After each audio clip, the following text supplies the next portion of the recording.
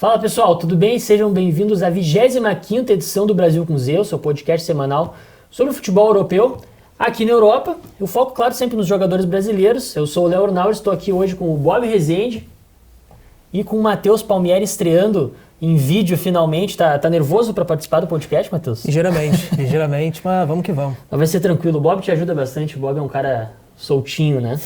Mas já aproveita então, Bob, já fala pra gente aí o que vai ter de destaque no nosso episódio hoje.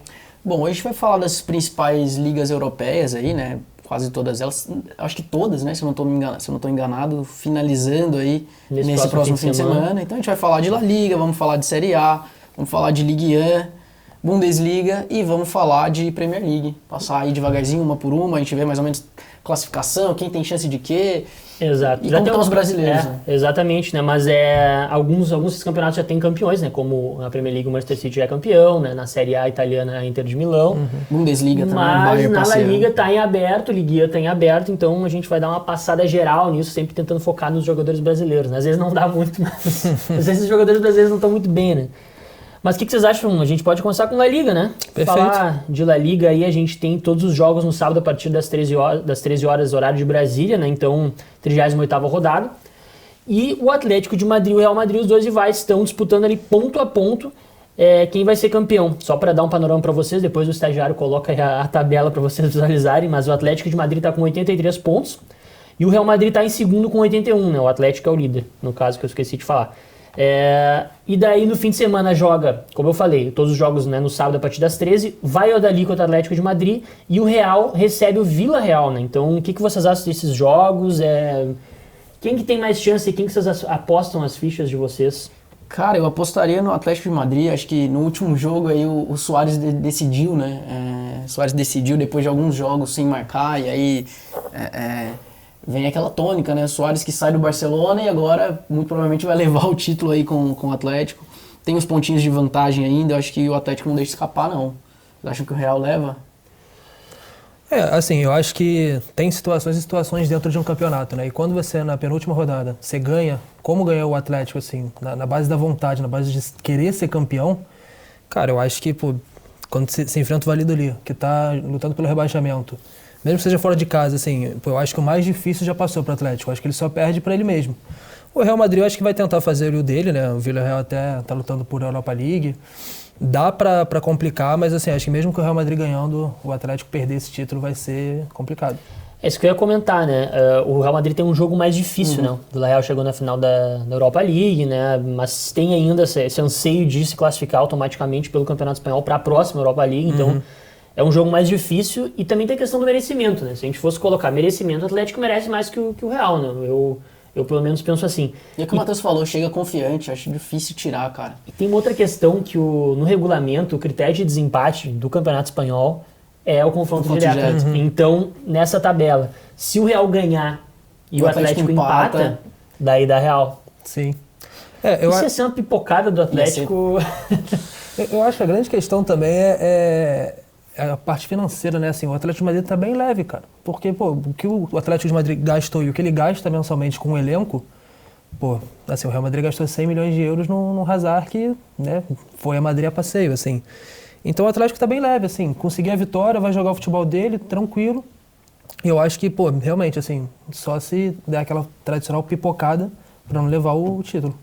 Recentemente eu dei alguns palpites aqui no canal, tanto, né, nos vídeos que a gente publicou, e aí foi tudo meio por água abaixo ali, o pessoal já tá me chamando de pé frio, falando que... Mas dessa vez eu vou de Atlético, acho que dessa vez eu acerto. Pois é, eu apostei no início do ano, né, em janeiro, eu tava dizendo que eu achava que o Barça ia levar a La Liga, porque tava numa crescente muito grande, né, mas também deu uma derrapada nas últimas rodadas. Temporada ruim do Barça, né? Comparado ao nível Barça, mas eu ainda sigo acreditando que, cara, eu acho que a temporada que vem, com esses jovens que o Barça tem no elenco mais, né, o Messi ficando, que eu acredito que é mais provável que ele fique do que ele saia, né, não sei se vocês têm essa mesma opinião, e uns reforços pontuais, conseguir vender um desses caras encostados aí, ali. Dá pra formar um time bom, né. Mas enfim, vamos passar pra Série A, porque a gente tem bastante coisa pra falar, não dá pra ficar muito na La Liga, né. A Inter de Milão já é a campeã, né. Então, mas tem briga forte pelas duas vagas remanescentes na Champions, né? A Inter de Milão tem uma das vagas, a Atalanta, que está em segundo, tem a outra. E daí tem Napoli, Milan e Juventus brigando por 2 vagas, né? O Napoli em terceiro com 76 pontos, o Milan também com 76 em quarto e a Juve com 75 na quinta posição. E daí no próximo fim de semana, no sábado, às 15h45, parece que o pessoal combinou, né, os horários das últimas rodadas para ninguém não dar conflito. Sim, exato. Passar o dia inteiro. Vai ter muito futebol. Vai ter muito futebol, né? Enfim, né, os jogos vão ser o seguinte: Bolonha e Juventus, a Atalanta enfrenta o Milan e Napoli recebe o Hellas Verona. O jogo do Napoli é o mais fácil, teoricamente, né? Então, quem vocês acham que levam? Pô, eu acho que ia ser uma pena se o Milan não se classificasse para a próxima Champions, né? Porque eles fizeram uma boa temporada, né? Acima das expectativas. Que é o que vai acontecer. Eu também tô com essa sensação. E aí teremos Juve de fora. Juve classificando aí para a Europa League e não se classificaria para Champions. O que a gente está dizendo é que a gente acha que a Juve vai acabar se classificando e o Milan vai ficar fora. Ao invés do Milan. Ao invés do Milan, tá. Porque, assim, o Napoli depende apenas de si e tem um jogo relativamente tranquilo, assim. E os últimos jogos do Napoli, ele vem indo bem, né? O Insigne jogando muito bem. O Milan tem um jogo mais difícil, né? Pega e o Milan também patinou, né? Na última rodada, empatou em casa. Então, assim, acho que já vem com a confiança um pouco abalada. E aí, tanto que joga contra a Atalanta, que, jogou contra a Juventus na Copa da Liga e jogou muito bem, né? A gente vê que, o trabalho do Milan sendo fora de casa já é complicado. Contra a Atalanta, eu acho que não vai dar para Ibrahimovic e companhia, não. O que eu gostaria que acontecesse ficasse Napoli e Milan, né? Acho que a Juve merecia, pela essa temporada muito fraca, ficar em Europa League mesmo para dar uma balançada, assim, fazer algumas mudanças, né, no clube. Mas, enfim, eles ganharam o título, né? Conquistaram a Copa Itália ontem, vencendo por 2-1 a Atalanta. Sim. Gols do Kulusevski e do Chiesa, né? E aproveitando, o Toloi foi expulso pela Atalanta, né? Um brasileiro, naturalizado italiano. E o Arthur nem entrou no jogo, né? O Arthur acabou embaixo da temporada. Temporada boa do Arthur, né? Pois mas aí eu queria provocar vocês pelo seguinte: culpa do Arthur ou também culpa do Pirlo? Porque o Pirlo tem sido muito contestado, né? Eu confesso que eu acho que ele tem escolhas muito ruins, assim, justamente pro meio de campo. Pô, tu escalar o Dybala a maior parte da temporada de reserva, né? Ou então como não um cara central do teu time, o próprio Arthur, tu não escalar o Arthur pra colocar o Bentancur e o... Como é que é o nome do outro cara? Do Rabiot. Cara, eu dividiria a culpa, porque eu acho que o Arthur não vem bem, não é de hoje, assim, eu acho que falta um pouco, não sei se é motivação a questão do Arthur, né? Eu dividiria essa culpa, não vou colocar 100% nas costas de um só dos dois, acho que os dois têm um dedinho ali, mas assim, o Arthur tem que dar uma acordada, cara, eu acho que chegou no Barcelona com muita expectativa e até hoje essa expectativa não foi cumprida, né? Então... assim, eu olhando mais para a Juventus, né, como uma forma geral, a gente tem que pensar o seguinte: a Juventus ela vinha num sistema, né, progredindo, sendo campeão, e aí chega um momento que tem a ruptura, e com o Sarri, né, a temporada passada também não foi boa, assim, o Sarri ganhou com o campeonato caindo no colo praticamente, e aí a Juventus demite o Sarri, e aí nisso o Pirlo chega para ser o treinador do Sub-23. E aí aquela parada assim, né, tipo, ele já tá aqui, a gente tá precisando de um treinador, o Pirlo é ídolo da equipe, multicampeão pela seleção italiana, vamos botar o cara. Assim, o primeiro trabalho do Pirlo como treinador é agora na Juventus. E aí passa também por uma questão que, se você olhar hoje, assim, a defesa da Juventus eu acho muito boa. A gente tem o De Ligt, tem o Bonucci também, que apesar de ser mais idoso... Ser mais idoso. Pegou pesado. Vem jogando bem, né? O ataque também... Mais experiente. Perdão. É um senhor zagueiro, digamos assim. E a gente olha pro ataque também com o Ronaldo, com o Dybala, que eu acho que, desde a temporada passada, na reta final, sofreu com muitas lesões, e essa temporada, acho que as lesões, assim, pegaram muito o Dybala, mas o meio-campo da Juventus é capenga, assim. Tem até aquele meme do cavalo, sabe? Que o cavalo vai ficando bonitão, aí chega no fim, ele é só desenhozinho ali, o traçado. Da Juventus, o capenga é no meio de campo. É de meio-campo, cara. Não tem um jogador ali que você fala que é top 3, pelo menos. Pois mas eu acho que a questão do Arthur é que ele deu um azar, porque quem pediu a contratação dele foi o Sarri, né? Sim. Ele é um jogador que era bem moldado pro esquema do Sarri. Sim, totalmente. E pra mim ele sofre com um problema na Europa, que ele tem, com a bola no pé, muita qualidade, né? Isso é inegável. O pessoal fala que ele era um cara que às vezes não era muito incisivo, não dava aquele passe muito vertical. Falta um pouco de intensidade, você acha também? Eu acho que essa questão do passe vertical é o que ele melhorou muito, mas a questão da intensidade para um jogador de meio campo é muito importante, né? Principalmente na Europa, né? O cara tem que saber marcar muito, tem que ser muito bom nessa pressão pós-perda, é um negócio que ele sofre um pouco, né? Da questão física, assim. Então, eu acho que tá aí o ponto de virada dele, né? Pra ele virar de um jogador hoje que é um ótimo jogador a nível europeu, pra ele virar um top do top, assim, né? Então, mas eu torço por ele, acho que também o próprio futuro da seleção depende dele, porque aquela segunda posição de meio de campo está em aberto no time do Tite, né? E o Tite gosta muito dele, né? Assim, pela característica de jogo mesmo. Eu acho que o Arthur também não sei se nesse sentido impacta muito, né? Mas ele sai do Barcelona com algumas polêmicas de disciplina, e aí a mentalidade da Itália é um pouco mais, né? Linha dura ali. E aí ele chegando assim com uma fama não tão boa assim, não sei se pode ter atrapalhado também nesse sentido, né? Acho que sim, que ocorreu muito, o pessoal ficou meio bravo com ele lá em Barcelona, que ele foi na festa do Neymar antes de um clássico que se machucou, antes de um clássico contra o Real Madrid, daí se machucou. Daí também se envolveu com algumas questões aí de festa. Bebedeira. Tu gosta de uma festa, Bob? Comedidamente. Nem pode, né, cara? Estamos aí plena pandemia. Aliás, amanhã aqui, nós estamos na Alemanha, para quem não sabe, amanhã vão estar liberados aí novamente os beer gardens, né? Então amanhã tomarei uma cervejinha, mas eu sou um cara comedido. Pois é, o Arthur também tem que ser comedido, né? Mas enfim, a gente tá torcendo por ele aí, né? Vamos sair de Itália para ir pra França, porque ontem teve brasileiro levantando o taço, o Marquinhos, né? Capitão do PSG. E esse aí tem jogado muita temporada, né? Não dá pra dizer que... Hoje, olha, vou ser forte na minha afirmação, mas é o melhor zagueiro da temporada, né? A gente até tava comentando aqui em off, né? Pré-gravação aqui do podcast, que a seleção brasileira sofre um pouco a partir ali do meio pra frente, né? A gente tava comentando que não tem nomes que estão tão bem na Europa a ponto de a gente, né, destacar, mas que do meio pra trás a gente tem uma consistência, a gente tem jogadores que estão em alto nível, né? Começando ali do gol, né? Tô até fugindo um pouco aqui do tópico Ligue 1, Campeonato Francês, mas pra gente falar dos brasileiros, né? Então, o Alisson, que não teve uma temporada muito boa, mas que agora nos últimos jogos tá bem. A gente tem outro goleiro de altíssimo nível que é o Ederson. A gente tem aí chegando no Marquinhos, que junto com o Militão aí, né? O Militão se destacando também, numa crescente. E o próprio Thiago Silva, né? Eu acho que ele consegue pegar vai jogar a final de Champions, né? Então, E vai renovar o contrato com o Chelsea também. Do meio para trás, acho que o Brasil está bem servido. E aí, enfim, concordo com você. Acho que Marquinhos hoje, com certeza, o melhor brasileiro da temporada. E diria também que o melhor zagueiro do mundo hoje, né? Então, eu era meio corneta com ele, né? Mas ele merece, calou a boca de todo mundo, inclusive a minha, né? Porque o pessoal dizia que ele era um zagueiro meio baixo, que ele não era muito bom na bola aérea e tal. Ele era um cara mais moldado para ser volante. Eu acho que ele mostrou que o posicionamento dele compensa. Que ele joga demais, né? E ontem, então, só complementando a informação que o Bob me interrompeu, né? Perdão. O PSG venceu o Mônaco ontem por 2-0, né? Gols do Icardi e do Mbappé. Não foi lá uma partida muito... Sem Neymar. Sem Neymar. O Neymar estava suspenso. E foi campeão da Copa da França, né? Então, foi o segundo título do Pochettino à frente do Paris.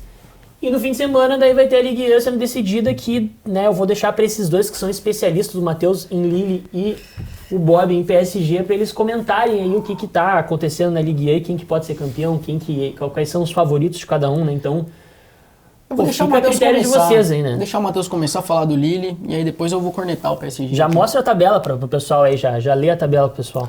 O Lille está em primeiro, né, com 80 pontos, o PSG é o segundo com 79 e o Mônaco em terceiro com 77. Vale ressaltar também que o Mônaco ainda tem chance de título, assim, isso é importante. O Mônaco tem que torcer pro Lille perder pro Angers e pro PSG perder pro Brest e tem que tirar um saldo de 6 gols. É possível, mas é improvável. E falando assim do Lille especificamente, né, o Lille no último jogo acabou empatando em casa, um jogo que teoricamente era fácil, mas eu estava até conversando isso com um amigo meu, que eu acho que muito provavelmente, tirando o José Fonte, foi o jogo mais importante da carreira de praticamente todos os jogadores do Lille. Pesa, né? Porque eles nunca jogaram uma partida que disputasse um título tão importante. O José Fonte ele chegou a jogar a Euro, eu acho que ele também estava no elenco da Nations League, né, por Portugal.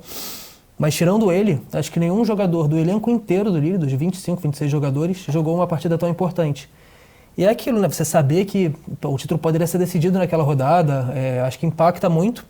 Principalmente pelo Lille ter muitos garotos, mas também alguns veteranos, como é o caso do Yilmaz, que praticamente jogou na Turquia, e né, relativizando assim, a importância dos torneios.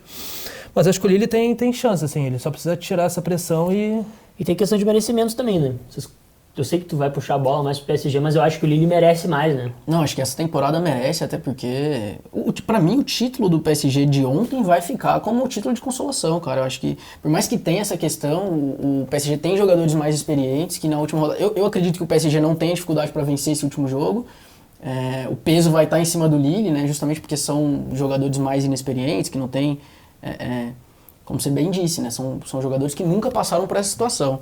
Mas não tira o mérito do Lille. Acho que o Lille fez uma temporada melhor. Inclusive, assim, chegar nessa situação, nessa circunstância, com condição de vencer, com um elenco que é muito mais barato, né? Que, inclusive, é uma tônica que a gente vem observando em todas essas ligas. A gente comenta sobre isso lá na frente. Acho que a gente pode voltar a falar desse tópico. Mas, assim, muitos times que vinham de uma hegemonia e que vinham de temporadas muito boas, né? A gente falou da Juventus ali em cima, a gente fala do PSG aqui, que acho que de todos esses, de todas as ligas, é o que tem uma discrepância maior, né? Todo mundo esperava o PSG ganhando muito fácil aí. Eles sofreram na temporada, né? Então, eu torço inclusive pro Lille, porque eu acho que foi uma temporada decepcionante do Paris, apesar de ter chegado aí numa semi de Champions. Eu acho que o Paris vai ganhar no domingo aí, vai ganhar, precisa ganhar, eu acho que vai ganhar, porque é um time muito melhor, mas torço pro Lille, na verdade. Inclusive, assim, Neymar fora ontem, Neymar fora de 50% das partidas desde setembro aí. Eu acho que puxando a bola para Neymar aqui, né, pra gente falar de brasileiros também. Então, eu acho que o time sofre com isso, né? O Mbappé sofreu com lesões, o Neymar, lesões, cartões demais, né? Algo que a gente já vem comentando há algum tempo. Sim, a gente rasgou muita seda pro Neymar nas últimas semanas, né? Antes da eliminação na Champions, mas ele encerra a temporada, tu acha, devendo? Devendo. Eu concordo também, cara. Eu sou assim, eu normalmente brigo com quem critica o Neymar, mas assim, eu esperava... a gente espera que ele fechasse com chave de ouro, né? Faltou um pouco de... acho que a grande questão também acho que tu sabe melhor esse dado que eu. O Neymar, ele ficou sem fazer gols por Champions e Ligue 1, acho que por 7 ou 8 partidas. Exato. E na parte final da temporada, que é quando, né, você precisa botar a cara.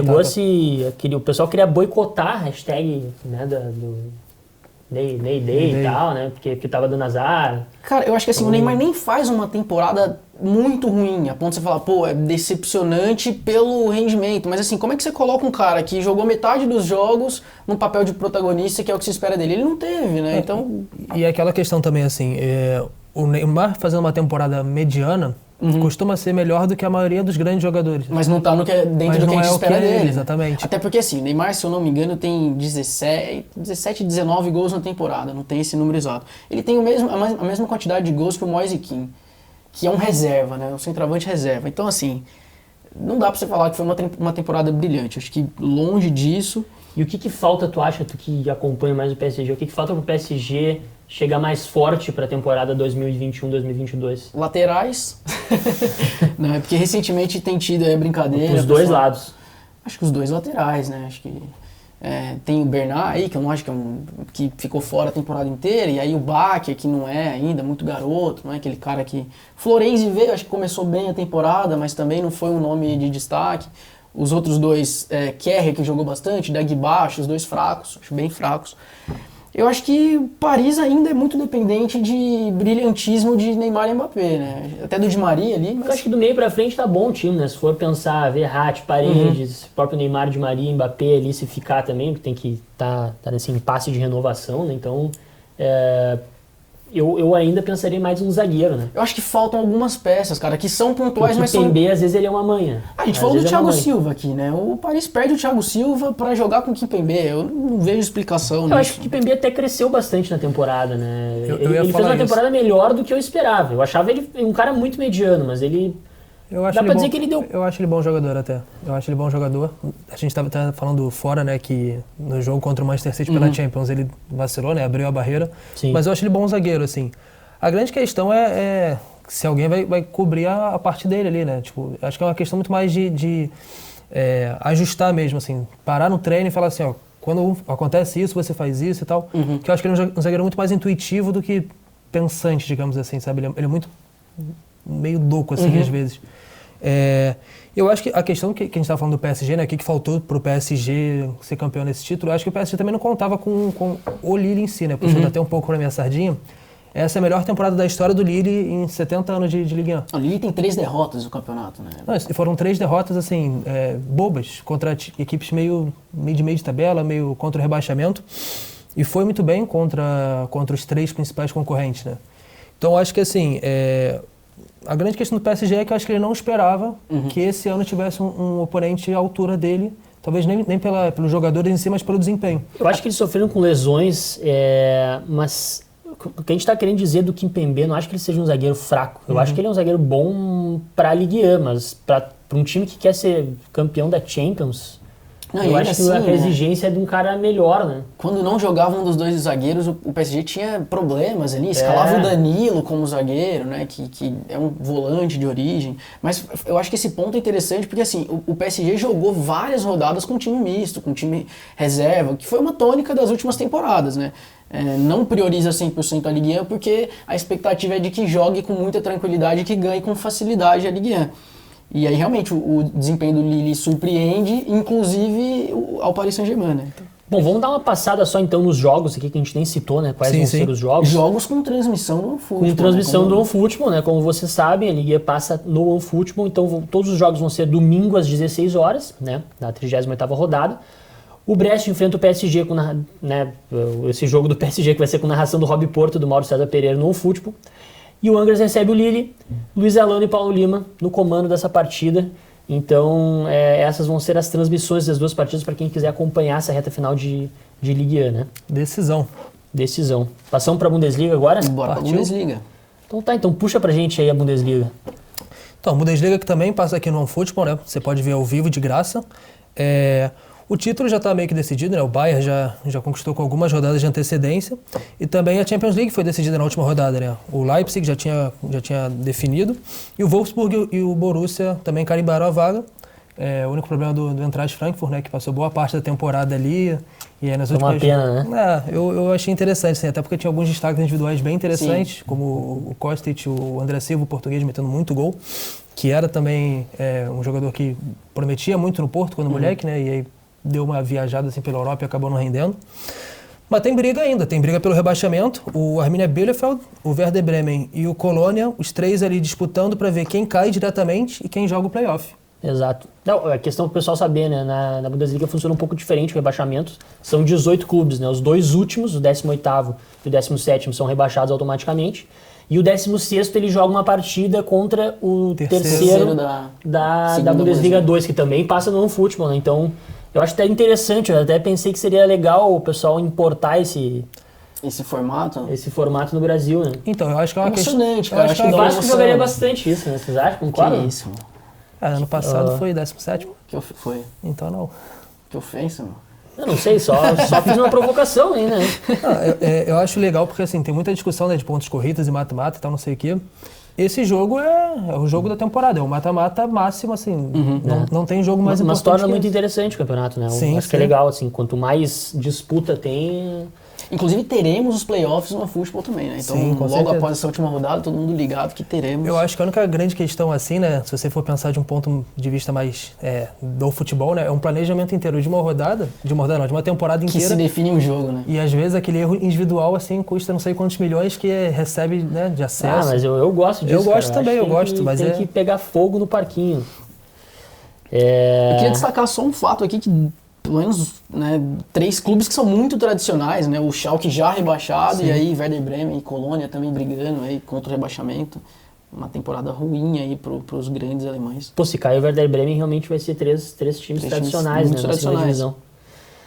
Mas enfim, como também já não tem muito em disputa, a gente pegou de Bundesliga aqui para destacar um personagem que vem sendo o principal. Quem seria? Né? Quem seria? Quem que vocês chutam? Aí nós estamos falando de Robert Lewandowski, né? Porque o polonês ele bateu no último fim de semana o recorde de gols do Gerd Müller, né, o atacante que também era do Bayern, da seleção alemã, que na temporada 71-72 fez 40 gols. Então, no fim de semana passado, o Lewandowski chegou aos mesmos 40 gols em 28 partidas. Impressionante, né, cara? Tu já fez tanto gol assim na tua carreira, cara? Pô. Fazia no Interclasse, né? Bom, ele tá na briga. Vocês acham que o Lewandowski vai ser eleito daqui a pouco o melhor do mundo pelo segundo ano consecutivo? Difícil cravar, mas briga bem, né? Briga bem. Eu acho que por ele ser o atual, né, campeão da situação, ser o melhor do mundo hoje, eu acho que fica um pouco até mais fácil, assim, ele manteve o nível, né, assim, teve algum problema de lesão ali, principalmente na reta final de Champions, nas quartas de final, mas quando jogou, ele entregou o que ele sempre entregou, que eram gols, boas jogadas, golaços, né, ele fez um gol de voleio nas últimas rodadas, então assim, puxando assim de memória, eu não consigo pensar num jogador que, até mesmo de City e... talvez um De Bruyne ali, se vai depender muito da Euro da Champions, exato, né? mas cara... Mas pensa, se hoje tivesse que cravar, eu acho que seria o Lewandowski. Tô junto mas com tá ele, bem moça. aberto, que se for pensar assim, pô, quem é que seriam hoje o pessoal que competiria com ele? Talvez o Messi, né, que vem em 2021 bom. Vamos supor que o Messi uma ganha a Copa temporada América. muito decepcionante também com o Barcelona. Não, mas vamos supor assim, que o Messi ganha a Copa América, né? Daí, né, sai esse estigma de que ele não é campeão com a seleção argentina, né? Eu acho porque que tá bem aberto. Cara. Acho que o que a gente tem em aberto são as competições que ainda vão ser jogadas, uma final de Champions, mas assim, no momento, se a gente fosse definir hoje, acho que não tem como dar pra outro. Eu acho que o Messi, ele vai estar na lista, acho que não tem muito como fugir. Talvez o Ronaldo não esteja, assim, ele até é o artilheiro da Série A, né? Fez uma temporada individual até razoavelmente bem.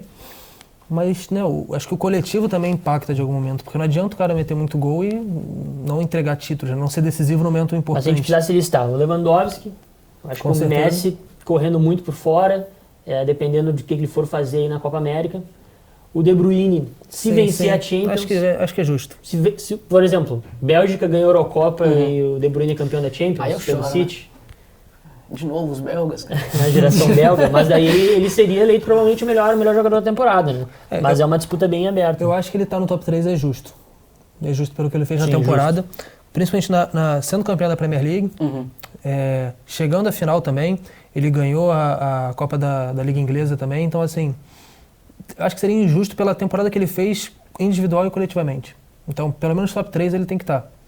E aí o Messi, eu acho que também ele tem, assim, pelo histórico, né, carregou o Barcelona em alguns momentos da temporada, e o Lewandowski, pelo que a gente já falou aqui, não precisa nem falar também. Boas escolhas. A gente até falou de De Bruyne aqui, né? A gente logo já passa para a Premier League. Eu queria só também, antes de falar dos jogos, a gente vai listar aqui os jogos de Bundesliga em parceria com a VBET, transmitidos pelo OneFootball nesse final de semana. Eu queria só puxar um dado aqui, porque a gente falou de Lewandowski, a gente falou, né, dos 40 gols que ele fez na temporada, e como a gente tem sempre aí o compromisso de falar dos brasileiros na Europa, o Léo puxou um dado interessante aqui, que são os top 10 artilheiros da temporada europeia, e não consta nenhum brasileiro nessa lista, né?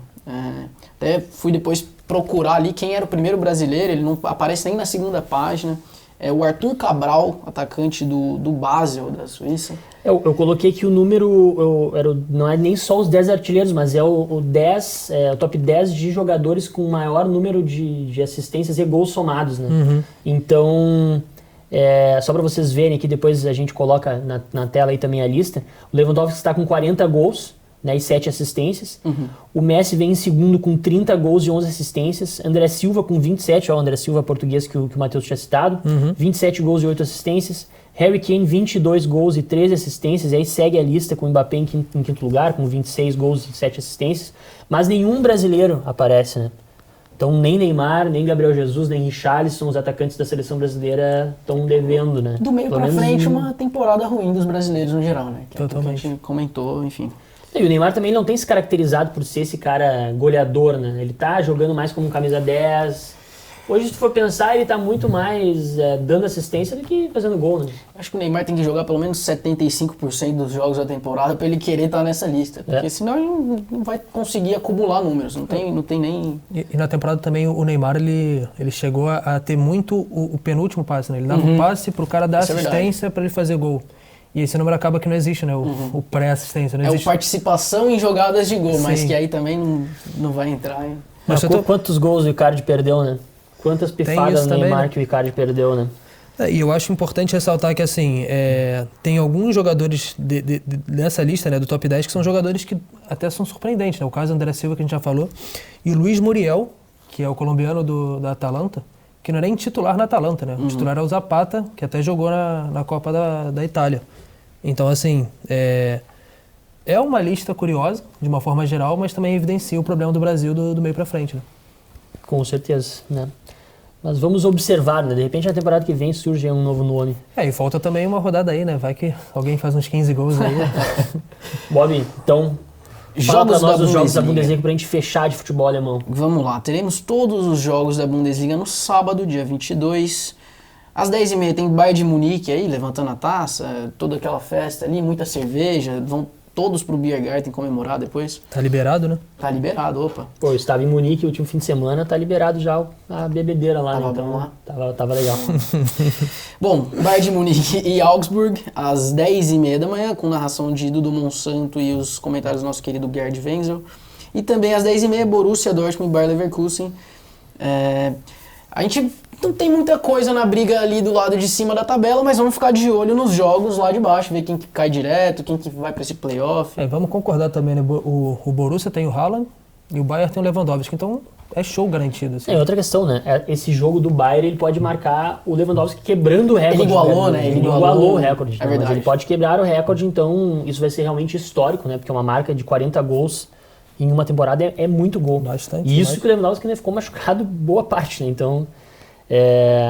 Mas enfim, vamos passar de Premier League aqui pra gente dar uma fechada nesse nosso episódio, que já está ficando muito longo. Então, né, vamos ver como é que tá essa tabela aqui. O Manchester City é o campeão da Premier League com 83 pontos, né? O Manchester United também já consolidado ali na segunda posição com 71.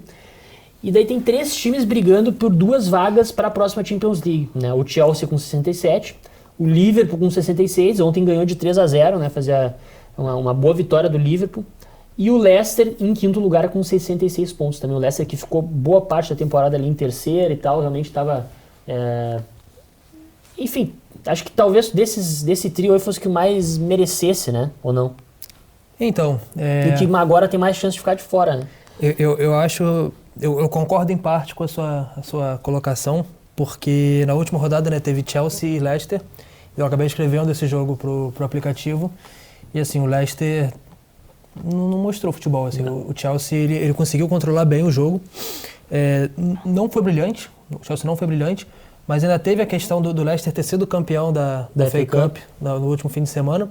E acho que o Chelsea estava com mais vontade de garantir isso, assim, de mostrar. E a vitória do Chelsea fez ele ultrapassar o Leicester. Então, a temporada de uma forma melhor do Leicester é histórica, né? Porque a gente sabe, né, é um clube que não tem a mesma tradição do Big Six. Mas assim, não dá tem uns clubes do Big Six também não tem muita tradição, né? Mas... assim... aí a gente vai entrar num buraco mais embaixo. E o buraco é tão embaixo que o Arsenal já ainda está lá. Mas eu acho que sim, o Leicester fez uma boa temporada, mas assim, na reta final... Deu uma caída, né? Daí o Liverpool cresceu. Mas enfim, também pode acontecer dos 5 times se classificarem para a próxima Champions, né? Se o Chelsea perde na última rodada, o Leicester ganha, o Liverpool ganha, o Chelsea vai para a 5ª colocação, né? Daí o Liverpool e o Leicester ficam.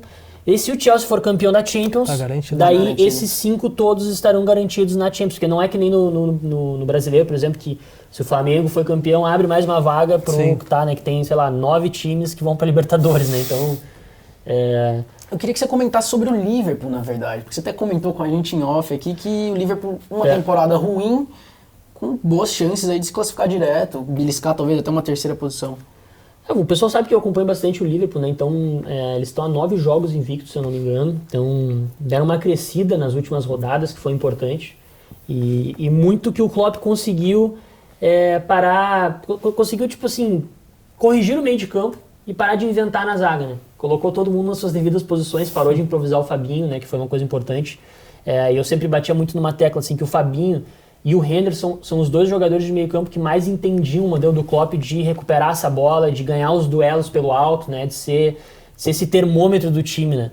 Então, sem o Henderson, sem o Fabinho no meio campo, não só a defesa estava desfalcada do Van Dijk, mas também o time estava desfalcado dos seus 2 melhores jogadores no meio, né? Então, nada contra o Thiago Alcântara e o Wijnaldum, mas eles são jogadores auxiliares nesse modelo do Klopp, né? Então, eu acho que nas últimas rodadas o Klopp colocou o Fabinho no seu lugar, o Thiago Alcântara cresceu, o Wijnaldum cresceu e os 2 meninos que estavam jogando na zaga, óbvio que eles não são do nível do Van Dijk ou do Joe Gomes ou do Matip, mas... E ninguém espera isso também. Mas eles são, né, eles fazem o feijão com arroz, né, se forem bem auxiliados, dá pra dar um caldo, né, dá pra não comprometer, né. Eu acompanhei alguns jogos do Liverpool pela Champions e quando o Fabinho estava jogando de zagueiro, eu acho que é exatamente isso que você fala, assim, o problema não é nem o Fabinho jogar de zagueiro, que até ele faz bem. O problema é a ausência dele no meio. Perder ele no meio campo, e aí isso impacta mais do que, né, ele ir bem na defesa. Aliás, o Liverpool, a gente falou de Liverpool, tem vários brasileiros no Liverpool, eu queria passar rapidinho, assim, Thiago, né, que brasileiro naturalizado, mas você falou de Thiago, uma temporada decepcionante do Thiago?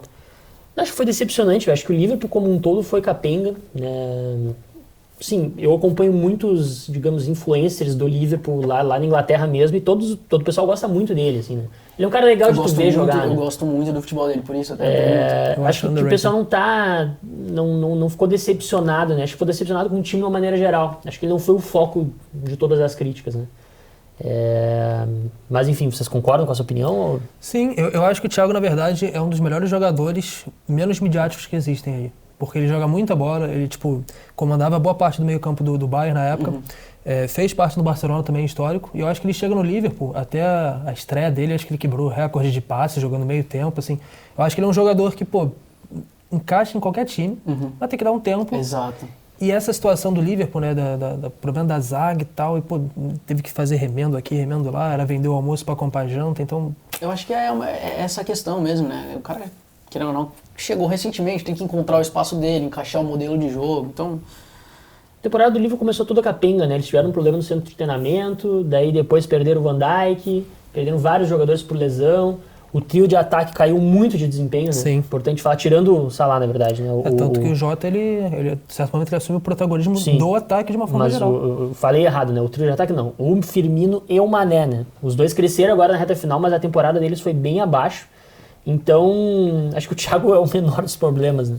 Na temporada que vem estão falando que o Liverpool vai contratar o Konaté do RB Leipzig, que está praticamente fechado esse negócio aí. E talvez um novo centroavante, né? Talvez o Firmino ganhe um concorrente, né? Porque há boas temporadas não, mas acho que, assim, essa especialmente tem se falado muito de um novo 9 lá em Anfield, né? Vocês concordam? Eu acredito que no futebol são muitos ciclos, né? Então, assim, eu acho que depende também muito do Firmino, assim, se ele quiser mudar, se ele quiser novos desafios na carreira dele, porque, assim, ele já foi campeão inglês, já foi campeão da Champions. Acho que chega um momento que fica numa zona de conforto, assim, né? Se ele quiser sair e se o Liverpool quiser que ele saia, eu acho que é bem razoável, assim. E talvez um 9 com mais características de 9 também, né? Porque o Firmino, os momentos de brilho dele no Liverpool, ele nem foi aquele 9 que era um centroavante, né? Ele jogava mais como um falso 9. Exatamente, né? Mas daqui a pouco uma solução pro Liverpool pode ser Harry Kane, né? Que tá de saída de Tottenham, pediu pra sair. Aliás, muitas especulações aí pra onde vai Harry Kane, né? Tem um papo ali de Gabriel Jesus, uma troca, como é que é essa história aí? Pois é, só explicando pro pessoal, né? O Harry Kane ele pediu pra sair do Tottenham, né? Ele quer que o clube venda ele na próxima janela aí que abre agora em junho. Mas ele não tá sendo especulado no Liverpool não, né? Isso aí foi só uma brincadeira mesmo. Os times que estão na briga por ele, pelo menos de acordo com a mídia inglesa, é o Manchester United, o Manchester City e o Chelsea. Eu acho que ele tem que desses times aí ele tem mais chances de ir pro City pela questão financeira, né? Pelo que eu vi, o Tottenham pediria 120 milhões de libras por ele. Pela falta de atacante no City, né? Exato. Saiu do Agüero também agora. Saiu do Agüero, o Jesus que não corresponde tanto, né? E eu acho que a grande questão mesmo é assim, eu acho que ele tá sendo do Tottenham porque ele, palavras dele, assim, segundo a mídia inglesa, ele tá cansado de não ser campeão. E, tipo, o Tottenham é realmente complicado ser campeão, assim, são fatos, não tem como negar isso.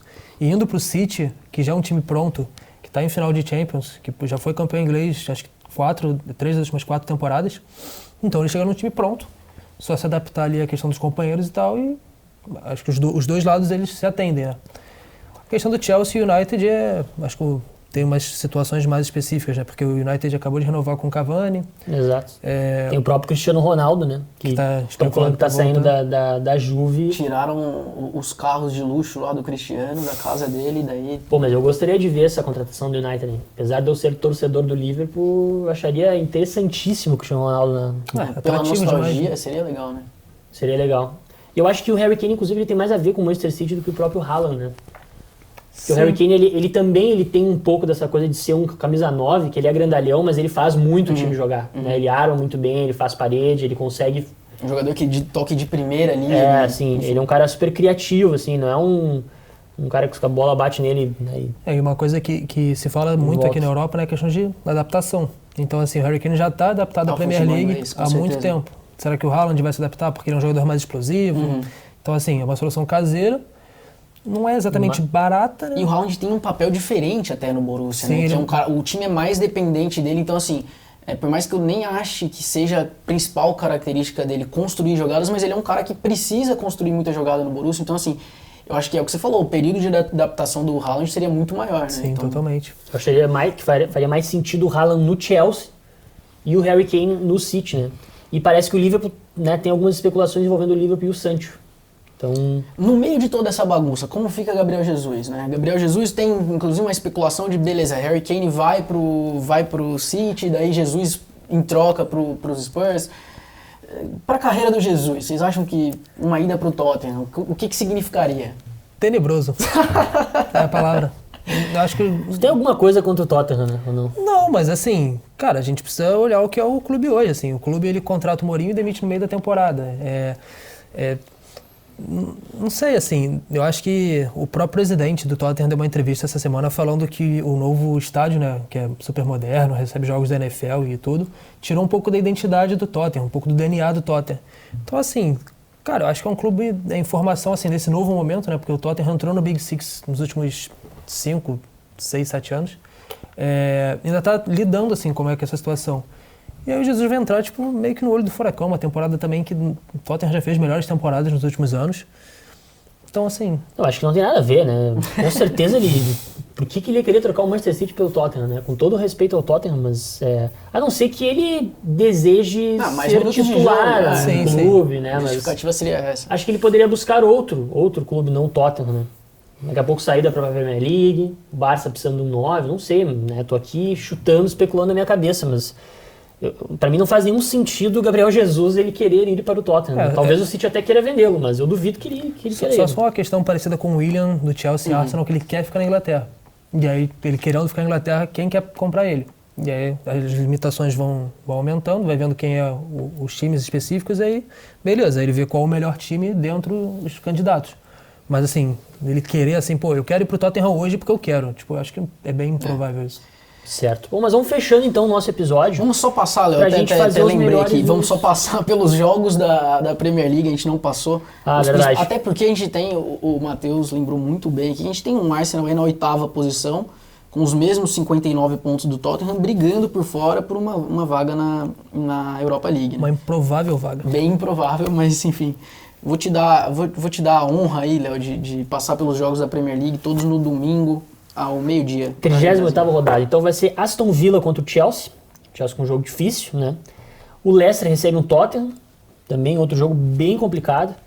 E o Liverpool, né, tranquilamente vai receber o Crystal Palace em casa. Apesar de que o Liverpool não está indo muito bem em Anfield na atual temporada, mas, né... Tranquilidade é uma palavra difícil, né? Vai ter estreia do novo uniforme, né? Então tá tudo desenhado para um final feliz para essa história, mas vamos ver, né? Então são esses os jogos aí. Quem você apostaria como herói? Já que a gente, né, daqui já vai passar para os melhores da semana, quem que você apostaria como sendo o herói do Liverpool aí nesse jogo? Salah, né? Acho que o Salah. Gostaria que fosse o Alisson de novo com o segundo gol de cabeça, né? Mas acho que vai ser o Salah, né? Eu levantei essa pergunta por isso, porque aí vamos para os melhores da semana. Eu já sei que o seu é o Alisson.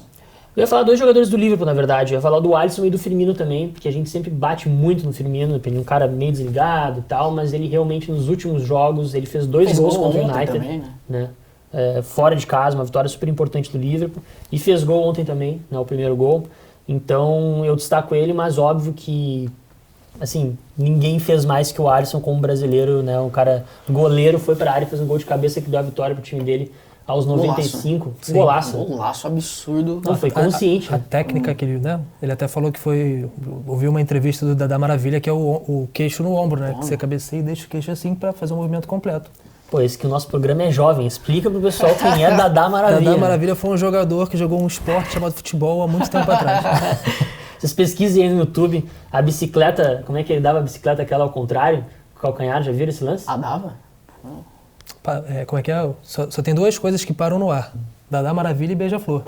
Então ele era o cara da cabeçada. E helicóptero também, né? Helicóptero para no ar. Mas aí a frase não é minha, né? Aí complica. Eu só citei aqui. Eu tô tirando onda. Mas enfim, a gente vai fechando o episódio então. Bom, na verdade não vamos fechar não. Vocês têm que dizer os piores e os melhores de vocês, né? Ficou emocionado. Fiquei emocionado. Eu me perdi aqui na... Não, eu vou no meu melhor de Alisson também, pelo seguinte, até o Paquetá fez uma partida muito boa no fim de semana, eu tava meio que pensando ali no Paquetá, fez 2 gols, deu assistência. E calando a boca também de quem criticou a convocação dele pra seleção, né? Eu acho que assim, beleza ali, o Lyon até numa briga ali particular na Ligue 1, mas pô, não é um jogo de Ligue 1, o Paquetá é um jogador ofensivo, o jogo ficou 5-2, né, então um placar mais elástico. Eu acho que vou colocar o Alisson pelo simbolismo do cara aos 94, pô, goleiro, fazendo gol. Se não me engano, foi o primeiro goleiro a fazer gol na história do Liverpool, né? Teve isso? Você é mais fã de Liverpool. Daí tu me dá uma bola nas costas porque eu não sei essa informação. Posso ter lido em algum lugar, se eu tiver errado, vocês me perdoam. Não, mas eu acho que tá certo, eu também li alguma coisa assim, mas eu não sei se era do Liverpool na Premier League ou... Bom, enfim, golaço do Alisson, subiu bonito, queixo no ombro, voo de Gaúcho e Alisson. Colorado, né? Então só podia dar coisa boa. Mas enfim, e o teu pior da semana? Então, aí eu fiquei com dificuldade, cara. Eu vou fazer o seguinte, eu vi que você colocou o Tolói aqui, até te pergunto, eu não acho que tenha tido um brasileiro que foi muito mal, assim. O Tolói foi expulso, né, no jogo ontem, então... Eu vou fazer o seguinte, não vou falar que o Tolói é meu pior, o Tolói é o seu pior, eu vou com você. Porque senão depois vai me dar bronca. Fala, pô, você fica roubando lá, eu boto o melhor, eu boto o pior, você fica roubando. O Tolói é seu pior. Não tinha muita opção, né, também, né? Essa semana ia ficar difícil de meter pau em alguém. Até essa questão do Tolói, ele foi expulso depois que ele foi substituído, né? Na reta final, já ali nos acréscimos, porque o juiz inverteu uma marcação e aí o banco da Atalanta ficou completamente revoltado. Ele já tinha saído do jogo. Já tinha saído. Exato. Mas assim, eu não tenho como discordar de vocês sobre o Alisson, né? Até pelo simbolismo que o Bob falou.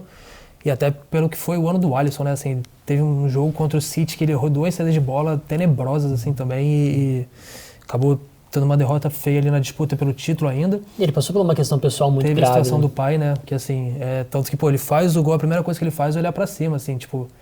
E, pô, isso pega de uma maneira emocional que não tem como, tipo, se desatar isso da situação de campo ali, né? E sobre o pior, assim, é aquela situação que o Léo falou, assim, não tem um muito pior... Mas nessa rodada agora da Premier League que passou, o Fred, né, jogou de titular no United. Não fez um jogo brilhante, mas assim, o United estava com torcida, estava enfrentando um rebaixado Fulham. O Cavani fez um golaço antológico. Acho que o Fred poderia ser mais consistente, assim, acho que ele fez muito burocracia, voltando para a seleção, né? Então, a bola assim, queimando no pé dele. Assim... Parecia que, tá ligado quando você é criança, aí você vai jogar pela primeira vez com o público, aí você fica todo nervoso e a bola vem, tu só quer se livrar pra não passar vergonha? Críticas pesadas. Não, mas ele, assim, pelo que ele entrega, eu acho que ele foi muito abaixo. Então principalmente pelo que foi a temporada, ele foi mais consistente essa temporada. Então é uma crítica, né, com elogio ali. Com certeza. Com carinho, com tapa. Mas tudo bem, fica à vontade, né? A gente abre. O Léo vai querer correr pra encerrar o episódio de hoje. Eu vou na frente dele fazer o seguinte. Vou voltar naquele tópico que eu tinha levantei essa bola. Depois a gente toma multa, né? Esse que é o problema. Não, mas é rapidinho. Eu quero comentar rapidinho sobre o seguinte. Eu acho que a gente teve uma temporada do futebol europeu no geral com alguns clubes, né, de quem se esperava muito e que não corresponderam tanto. Eu queria que a gente rapidinho falasse sobre isso. Assim, a gente passou, né, fez um panorama de todas as ligas aqui. Então, assim, vou passar uma por uma rapidinho. La Liga. Tem o Atlético de Madrid brigando aí, beleza? Real e Barcelona, o Barcelona fora da briga pelo título, mas estão ali colados. Mas, enfim, o Barcelona decepcionando um pouco. Numa Série A, uma Juventus em 5º colocado, né? Decepção, principalmente pelo rendimento nos últimos anos. Um Paris Saint-Germain, que de todos esses era de quem mais se esperava, todo mundo, né, dava uma certeza ali de PSG campeão de novo da Ligue 1 e não foi, quer dizer, por enquanto, né? Bundesliga, beleza, o Bayern que passeou mais uma vez, mas o Borussia... Dortmund, decepção. Capengando. E uma Premier League ali que também, né, você vê o Liverpool com uma temporada abaixo do esperado. O Liverpool era o favorito para ganhar a Premier League, né? Querendo ou não, na temporada passada o City acabou um pouco em baixa, né? Se falava até assim, daqui a pouco tinha que haver a troca de alguns jogadores, contratou muita gente na janela, né? 2 zagueiros. Então, acho que o Liverpool também pode ser caracterizado como uma decepção. O que eu queria levantar é o efeito corona nisso tudo. Eu queria que a gente rapidamente analisasse. Vocês acham o quanto impactou o corona nisso tudo? Vocês acham que o principal motivo é corona? A gente teve uma temporada atípica por outro motivo que a gente consiga pescar facilmente? Eu acho que são diferentes situações de cada time, né? O Liverpool sofreu muito com lesões, naquela ressaca pós-título e com a queda de alguns jogadores, né? Específicos, né? Como a gente falou do Mané e do Firmino. Questão do Barça, né, todo o imbróglio que aconteceu com a presidência, o Messi querendo sair. Campo, né? Um problema mais extra-campo. Então, acho que não foi nem decepção, acho que nessa temporada já se esperava que o Barça não ia muito bem, acho que no fim até acabou saindo melhor do que encomenda, né? Pelo menos disputando o título até as últimas rodadas, assim. Né? Vamos passar do PSG. Eu acho que a saída do Thiago Silva foi muito determinante para essa queda do PSG. Né? Para essa queda não, mas para essas derrapadas que o PSG deu durante a temporada, né?